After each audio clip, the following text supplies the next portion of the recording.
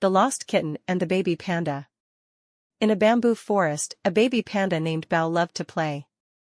One day, Bao heard a soft meow coming from behind a bush.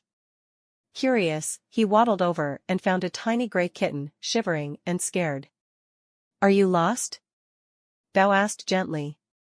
The kitten nodded. "I can't find my way home," it said, tears in its big, green eyes. "Don't worry. I'll help you," said Bao with a warm smile. Together, they began their journey.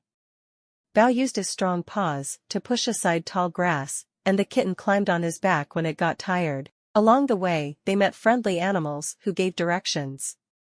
After a long walk, they saw a little cottage. The kitten's ears perked up. "That's my home." The kitten's family ran out, thrilled to see their lost friend. "Thank you, Bao." Bao waved goodbye, happy to help. The end.